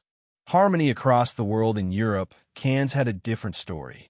They were large, utilitarian during the medieval period, signaling dog faces, marking time, administering discipline. It was not until the Renaissance and Baroque ages that drum began to enter formal music. Indeed, also, they were kept in the background, Tony, thundering beneath royal fanfare or echoing in grand edifices. In this divergence, you see two doctrines. The East saw meter as art and spirit, commodity tied to breath, chant, and contemplation. The West saw it as a structure and force, a tool to rally, march, and measure, but both understood the cans' core power to shape time, to mandate pace, to elevate ritual to connect humans in ways that transcend East or West sacred or strategic language. The barrel remained central, always hearkening, always speaking, from pinnacle tabernacles to jungle clearings. From desert fires to candlelit edifices, cans have always had a place where the mortal meets the godly. Long before organized religion took root, meter was formerly a sacred language, a way to supplicate, to summon to. Transcend. In Africa, cans weren't just instruments, they were spiritual beings. In Yoruba traditions, for illustration, the bar barrel was used to communicate with the Orisha's gods and ancestral spirits. Drummers were not players, they were preachers. The measures they played were decoded, prayers inviting the gods to descend and dance among the living. Each pattern had a purpose, each beat a direction. In Hinduism, the barrel appears, indeed, in the hands of gods. The deity, Shiva in his form as Natraja, dances the cosmic cotillion of creation and destruction with a small sandglass-shaped barrel in hand. The damaru, its beat, represents the palpitation of the macrocosm. From silence to sound, from void to form, the barrel is a godly twinkle. In Buddhism, the ritual frame barrel is used in monastic chants and contemplation. Observances, its slow, soft strikes, companion breath, and mindfulness acting like a metronome for the soul. It's not loud, it's not aggressive, it simply reminds the guru to return again and again to the present moment. Across the Americas, indigenous lines use cans in vision searches, sweat lodges, and mending observances. The beat is constant and steady, mimicking the meter of the womb, helping actors enter reverie countries or connect with ancestral spirits. In these spaces, the barrel doesn't just accompany prayer. It's the prayer indeed. Within Christianity, where the meter was frequently subdued, the barrel still set up a sacred part in philosophical traditions. Particularly in African American churches, can come a means of praise and power, a twinkle behind voices lifted in devotion, a memorial of struggle, stopgap, and godly meter in every life. No matter the faith, the ritual, or the god invoked, the barrel has been there, not as decoration, but as a vessel for energy, intention, and the mystifications we cannot speak, because when words fail in deification, meter remains, and the godly always listens. For thousands of times, cans were solitary instruments, one body, one sound, one purpose, but in the heart of the artificial age commodity. Revolutionary happened in manufactories, thoroughfares, and music halls. Percussion was reimagined, and by the early 20th century, multiple cans were no longer scattered across a stage, they were united, forming commodity entirely new. The barrel tackle was born out of necessity. In the late 1800s, military and theater bands needed several percussionists to play bass, barrel, snare, cymbals, and woodblocks. Each was handled by a different person, but space was tight and budgets were tighter. So drummers began to combine instruments into a single playable setup. By 1909, the first bass barrel pedal was patented. A drummer could now strike a massive barrel with one bottom, freeing their hands to do. The idea caught fire over the coming many decades. Added high headdresses, toms, cowbells, and ride cymbals, creating a setup that could mimic an entire percussion section, all from one seat. What surfaced was further than a tool. It was a drummer's throne, and also came jazz and horse clubs and underground cotillion halls of New Orleans and Chicago. The barrel tackle exploded into life. Jazz drummers did not just keep time. They played the tackle like a voice with syncopation, swing, and perceptivity. Legends like Gene Kruger and Buddy Rich turned the barrel set into a lead instrument. Rhythm came lyre as jazz evolved into gemstone. The barrel tackle grew louder, heavier, more The 1960s and 70s saw accoutrements expand with multiple tom splash cymbals, and double bass pedals drummers like John Bonham Neal, Purr, and Keith Moon pushed the limits of stamina. In creativity, the drummer was not in the background presently. He or she was the machine moment. The barrel tackle is a global staple from philosophy churches to EDM. Stages from punk garages to world tenures, and indeed as digital accoutrements and tap. Machines raise the physicality of a live barrel, tackle the sticks, the skins, the sweat.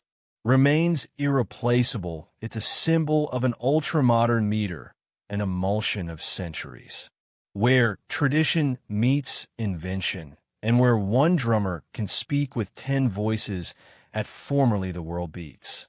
Thousands of cans, and so do its cans from mainland to mainland. From culture to culture, the barrel has taken numerous forms, each carrying a distinct identity, sound, and purpose. These are not just instruments, they are artistic. Autographs drafted from original accoutrements, shaped by original hands, and steeped in measures of everyday life. In West Africa, the jah remains a twinkle of community gatherings. Speaks in sharp pokes and deep bass, tones designed for lyres and robotic. Discussion coming to it London provides the foundational palpitation, a metrical anchor around which others can.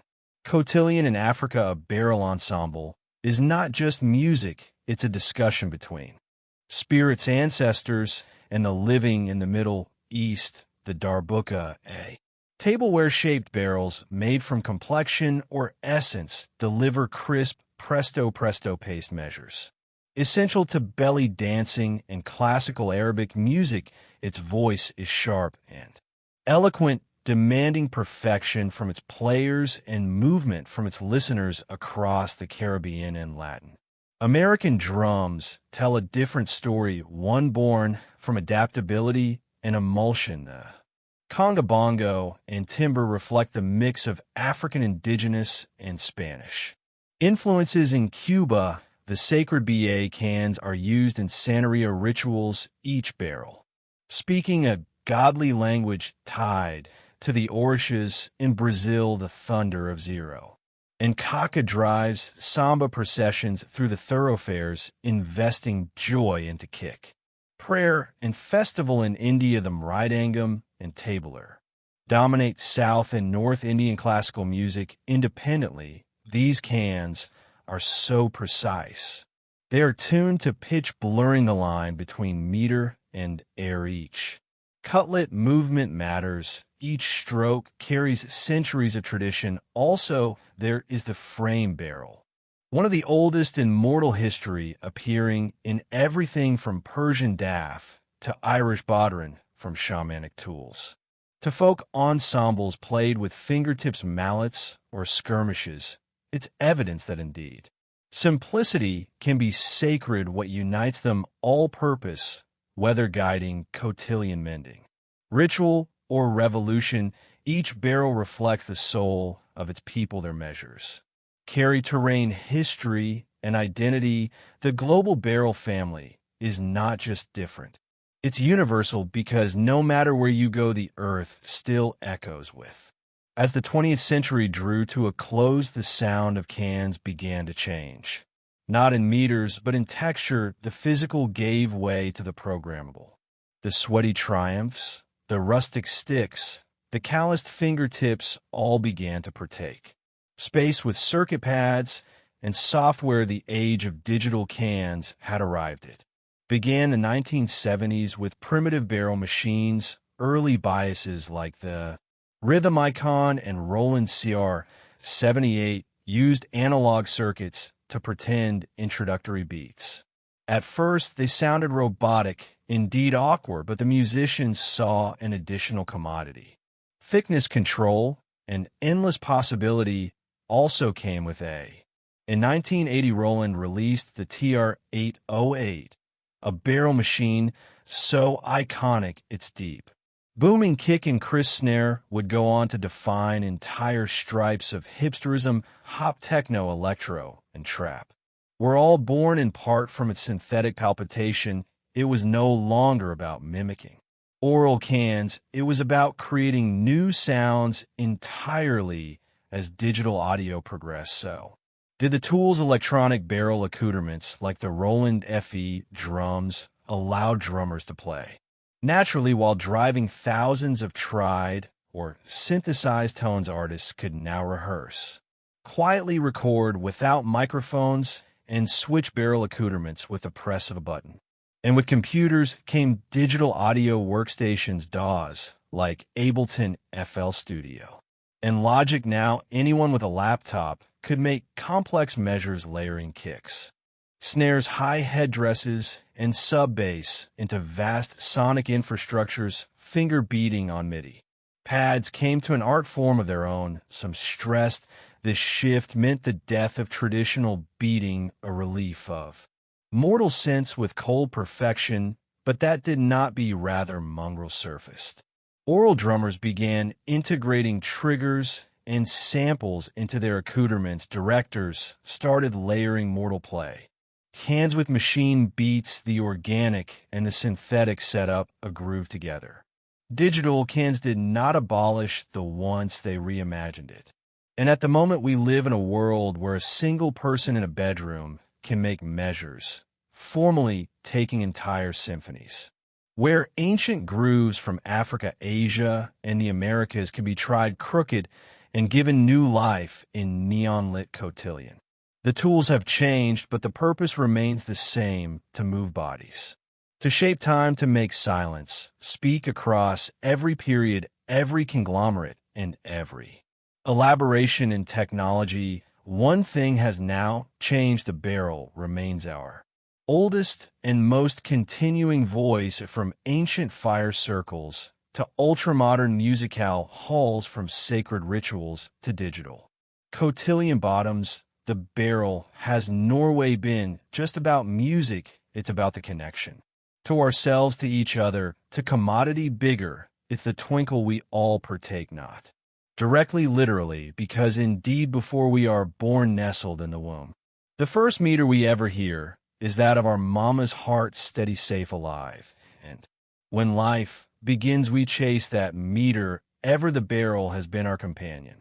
Through joy and war, through deification, and kick it has marched beside lords and risen with revolutionists.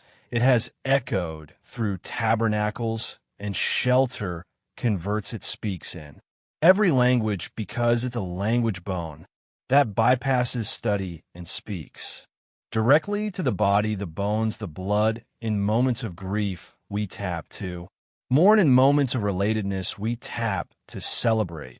And in the quiet spaces in between, we tap to flashback. Who were moment percussion continues to evolve. You can find hardpan road musicians weaving new age measures on megacity corners. Indigenous communities conserving ancient drumming traditions against all odds. Stadium drummers rallying crowds in accord. Children banging pots and kissers with spontaneous joy, indeed artificial. Intelligence is a learning meter, but no algorithm can replicate the mortal soul behind a single amiss beat, because meter isn't just counted, it's felt, and perhaps that is why the barrel has outlasted conglomerates and trends, because deep down we all crave the anchor of time. The participated palpitation tells us we're then together now, no matter how advanced our instruments come or how virtual our guests grow. There will always be commodities profoundly resting about.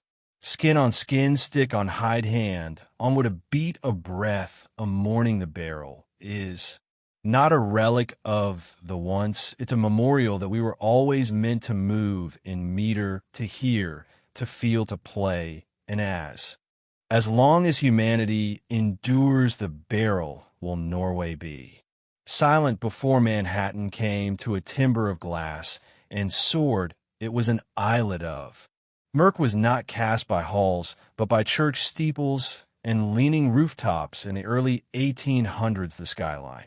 Slightly was the megacity cleaved to the southern tip of the islet, a thick sprawl of slip-up towns timber-framed. Shops and dirt-packed road structures infrequently climbed beyond 5 or 6 stories, not because ambition was lacking, but because graveness had the final say. The higher the erection, the further weight it carried, and with gravestones and slip-up height came at a steep price. The walls had to be thicker at the bottom to support the upper situations, leaving the lower room outside and taking enormous foundations. To make high was to make heavy, and heavy did not make fiscal sense. So the megacity grew horizontally, spreading northward along a grid that had been planned in 1811, one of the boldest civic arrangements of its time. But underneath that grid, beneath the layers of cobblestone and soil, Manhattan held a secret armament. Bedrock, deep, thick, and unvarying, the determined chine that ran beneath the islet would one day support some of the altitudinous structures in mortal history. But for now, it lay quiet, untouched. Staying life in early Manhattan was noisy, but predicated commerce brimmed in. The harbor vessels lined the piers and nags rattled through narrow thoroughfares. The frugality grew, immigration surged, and the islet swelled with energy. But still, the megacity hugged the ground. The sky remained untouched. The only real perpendicular statements were Church's Trinity Church being the most prominent. Its basket, completed in 1846, rose over 280 feet, and for a time it was altitudinous structure in New York. But indeed, that was a further symbol than the skyline. What Nobone knew also, that the skyline's future wouldn't be shaped by gravestones or wood, but by iron swords and vision. And it wouldn't be limited by the ground. It would rise far above it. Manhattan was not yet a megacity of halls, but the stage was being set. The islet was ready. The dream was forming, and soon the skyline would begin to stretch. For centuries, graveness was the topmost mastermind in Manhattan. It kept structures, short metropolises, flat and mortal. Ambition tethered to the earth. But in the mid-9th century, too, improvements would break the skyline wide open. One lifted people, the other lifted structures. The first came in 1852, when an innovator named Elisha Otis unveiled his revolutionary safety elevator in a dramatic demonstration at the New York Crystal Palace. Otis stood on a platform suspended high above a crowd. He ordered the rope to be cut. The crowd heaved, but the platform did not fall. A retired medium locked the lift in place. With that single stirring moment, Otis changed the rules of height until they also. The top bottoms of structures were the cheapest. Nobone wanted to climb stairs. But once elevators became safe and practical, those upper bottoms came ultra-expensive space offering light air, and the perpendicular megacity suddenly made profitable sense, but was suitable to move people overhead. Were not enough. Structures still reckoned on load-bearing walls, which grew thicker and further clumsy. The advance they went. That is where invention number 2 arrived, the sword shell. In the 1880s and 1890s, masterminds began using sword frames to support the weight of structures, allowing surface walls to come as thin curtains rather than heavy structural anchors. This system, known as sword frame construction, gave engineers a new freedom. Figure as high as the frame could handle. Suddenly, height was no longer a threat. It was a strategy. The technology had arrived. The accoutrements were then, and Manhattan, with its solid bedrock and roaring frugality, was the perfect oil. The islet's tight terrain encouraged perpendicular thinking, and its status as a fiscal capital meant that everyone, from banks to journals, wanted their name visible in the shadows. The elevator made the sky accessible. The sword shell made the sky buildable. Together, they did not just change armature, they readdressed what a megacity could be. Now the race would begin. Not outward, upward. By the late 19th century, New York City was no longer content to sprawl. It wanted to soar. The ground was full, the thoroughfares were packed, and the only place left to make was over with sword frame construction and the elevator. Now established Manhattan came a proving ground, and the skyline a battleground for ambition. The first shots were fired in the 1890s. In 1890, the New York World erected a home to Joseph Pulitzer's Review conglomerate rose 20 stories above Domain Row. It was the altitudinous office structure in the world, compactly not to be beaten. The Park Row structure claimed the title next in 1899, standing at 391 feet. Each new palace was a protestation not just of wealth, but of vision. To make an advance was to advertise with a future. Soon the skyline began to sow with sword titans. The songster structure, completed in 1908, stood at 612 feet, getting the altitudinous structure in the world and the first structure to surpass the height of the Becket of Trinity Church, which had held the record for over 50 times. But indeed, that wouldn't last. In 1913, the Woolworth structure took the crown. Was designed by mastermind Cass Gilbert and funded in cash by retail mogul Frank W. Woolworth. It rose 792 foot, over 55 stories, in a soaring display of neo-Gothic beauty. Dubbed the edifice of commerce, the Woolworth was not just altitudinous, it was majestic, an architectural homily about America's rise as an ultramodern power. But this was not just architectural competition, it was imprinting warfare. Pots and institutions fought for the altitudinous, most distinctive structures, halls that would etch their names into the sky. Every new height was a caption. Every figure is a symbol. The hutment became the ultimate billboard, endless, assessing, insolvable to ignore, and beneath it all the meter of progress. Beat relentlessly, steam shovels dug foundations into determined riveters. Pounded sore day and night, immigrants and iron workers balanced on shafts, hundreds of bases in the air with no harnesses, only fortitude and resolve. The skyline was no longer theoretical, it was real, and it was rising as the 1920s roared through Manhattan. The skyline began to dance, not just climb. This was the period of Art Deco, a time when armature was not only about height, but style. The Jazz Age poured fineness into swords and gravestones, and New York structures came icons of movement, light, and energy. The most glowing of them all was the Chrysler structure, completed in 1930. It stood 146 feet altitudinous, briefly becoming the most altitudinous structure in the world. Commissioned by auto mogul Walter Chrysler, the palace was not just a monument to commercial success, it was a symphony of design. Its pristine sword Becket, erected in secret and hoisted into place overnight, lustered in the sun like a crown, cosmetic eagles modeled after the hood. Beautifiers bellied from the corners like guardians of the unborn with their angles. Decorations and machine age detailing the Chrysler structure did not just scrape the sky, it enticed it, but the race wasn't.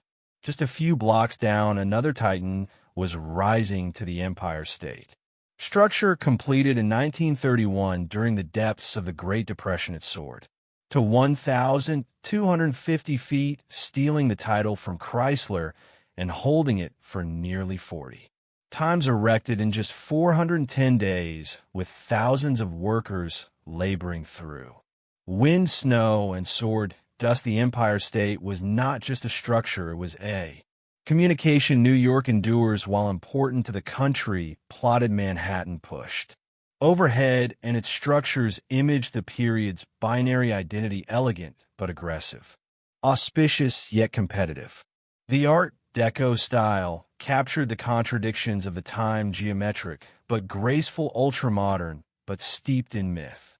Towers were not just functional, they were carved, glowing at night like lights of possibility, and yet beneath all that shimmer, there was purpose. These towers were erected by barons and captains who wanted further than profit. They wanted heritage, an endless place in the skyline and history. By the end of the 1930s, Manhattan's figure had taken shape. The megacity was no longer just a capital of finance. It was an edifice of ambition. A skyline did not bring progress. It cried it after World War II.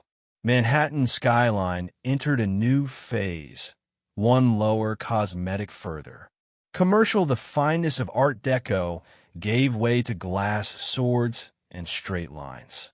America was now a global superpower, and New York was the frontal office of that conglomerate. The skyline acclimated consequently, not with ornamental belts, but with monuments of effectiveness. In 1952, the United Nations headquarters rose on the East River, a bold cubical glass palace, adjoined by low marble bodies. It marked a shift in tone, global, political, futuristic. It was not just a structure. It was an architectural statement about transnational order in the infinitesimal age, and it set the tone for what would.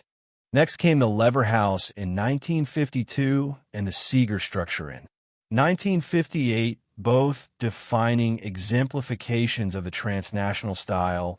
These halls with their curtain walls of reflective glass and sword frames were minimalist by design and free of decoration, stripped of sentiment. They did not look like edifices or castles. They looked like machines, precise, ultramodern, and ruthlessly practical.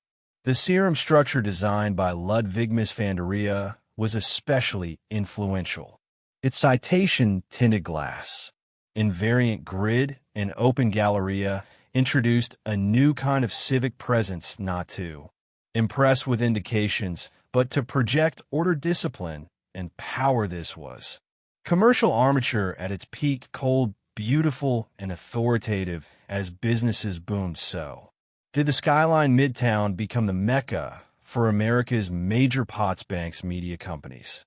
Law enterprises. These new towers did not contend for beauty, they contended for square footage, for position, and for presence on the horizon. Gone were the soaring belts and gargoyles. In their place stood imagined sepulchres of anonymity, titans that reflected not just the shadows, but the intentions of Wall Street, and yet in their silence and simplicity, these halls spoke volumes. They told the story of a country obsessed with growth, perfection, and fustiness. They defined the commercial period, shaping the look and sense of metropolises across the globe. But indeed, amid all this glass and sword, one thing remained true.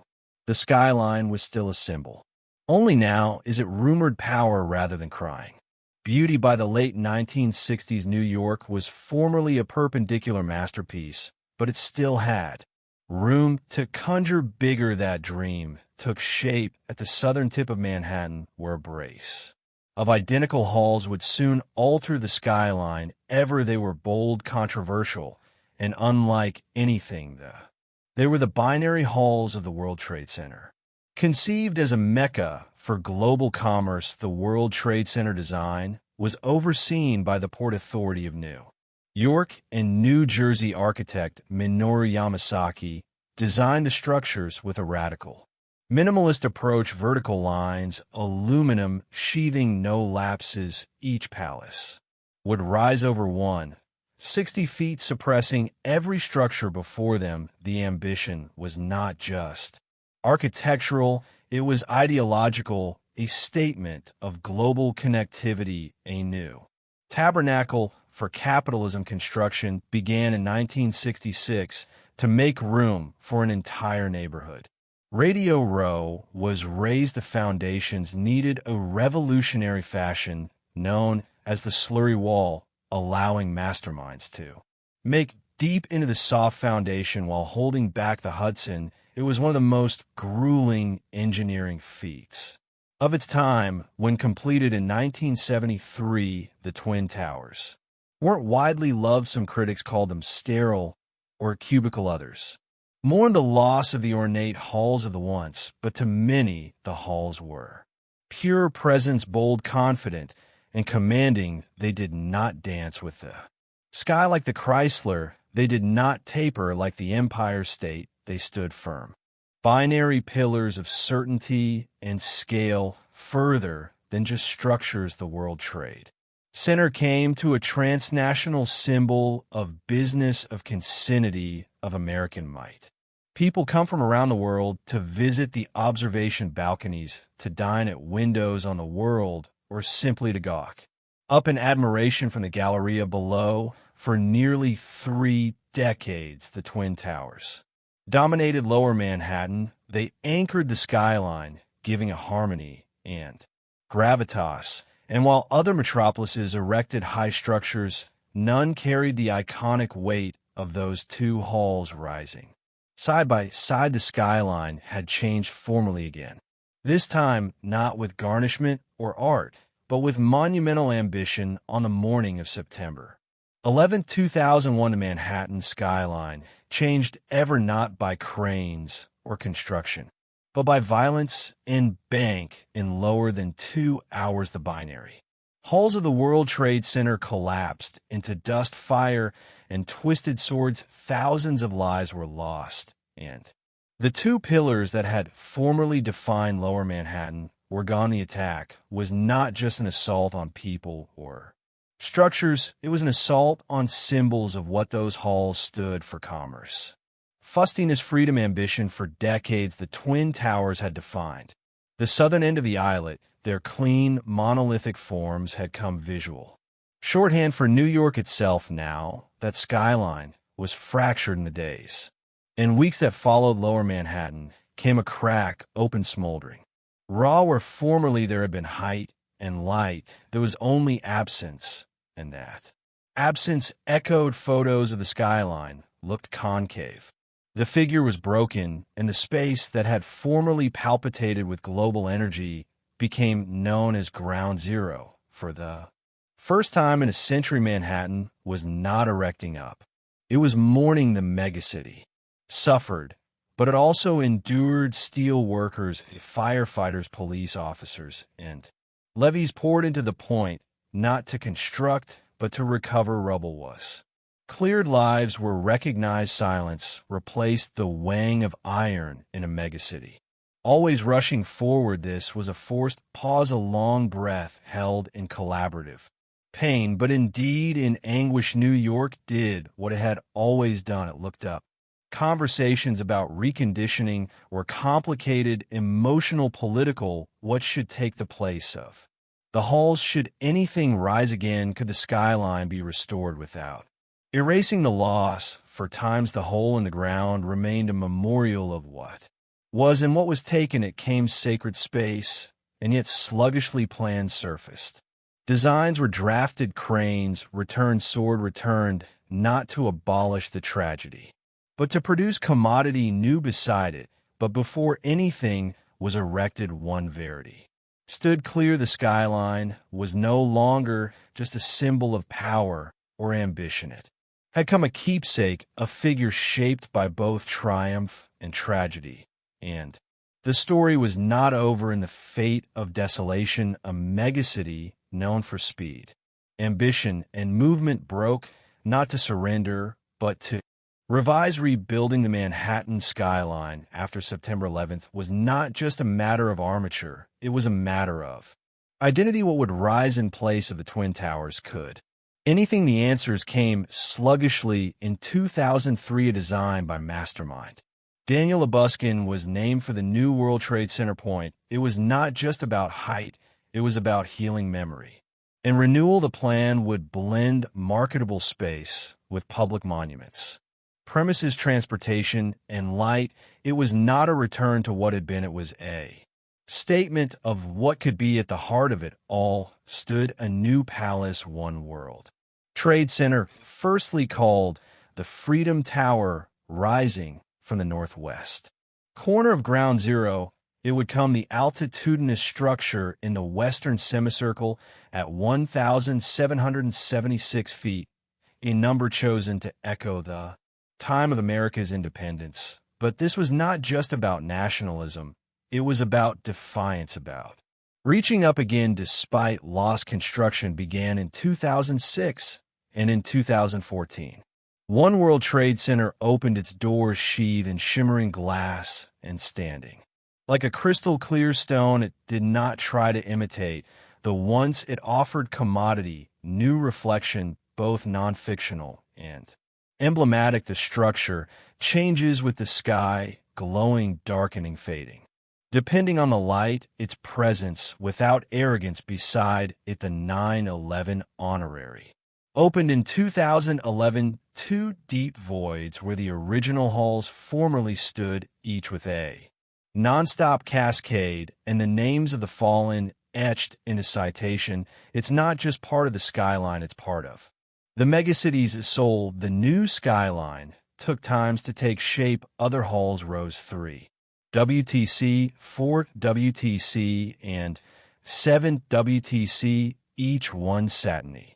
Ultramodern and purposeful together, they represent not just a megacity rebuilt, but a megacity converted. New York did not just replace what was lost, it evolved, it recognized the past while erecting for the unborn, and in doing so it reminded the world of commodity, deeply American and deeply mortal. You can knock a megacity down, but you and keep it from rising. Moment. The Manhattan skyline is further than a collection of structures. It's a living symbol of ambition, of adaptability, of the American dream itself. No other figure in the world carries so important weight. It's etched into pop culture history and memory. You can draw it with 5 lines, and people will fate it incontinently. It tells a story of bold masterminds and intrepid iron workers, of engineers who imagined belts that pierce shadows, and of immigrants who crossed abysses to help make them. It speaks of threat, price, and reinvention. The constant churn of New York itself. It has Norway been finished, and it no way will be. The skyline is alive always. Changing in recent times, it's stretched, indeed advanced, but not in lower Manhattan. This time the perpendicular race moved up city along billionaires' row super. Slender domestic halls like 432, Park Avenue, Central Park Tower, and 111 West. 57th Road now rise like needles above Midtown. These towers are feats of engineering, pencil-thin, windest, and made for the ultra-fat. Critics call them sky-piercing expressions of inequality. Others see them as sensations of ultramodern ambition. Meanwhile, in Hudson Yards, an entirely new neighborhood has appeared with flashing glass halls, public art, and commercial headquarters rising where rail yards formerly sprawled. The skyline now stretches further west, evolving with the megacity's changing requirements and intentions. But indeed, as it grows, the skyline holds its once tightly. The Empire State Building still glows at night, the Chrysler still gleams at daylight, and One World Trade Center stands solemn and proud. The skyline remembers what came ahead, indeed, as it reaches for what is coming further than any monument or statue. It's the skyline that defines New York, not just in form, but in meaning. It's a place where humanity dared to make overhead again and again through thunderclaps, busts, wars, and injuries. A megacity of millions reflected in sword and glass. It does not just mark where the megacity ends, it marks where dreams begin. Because in Manhattan, the sky has Norway been the limit. It's just the coming bottom.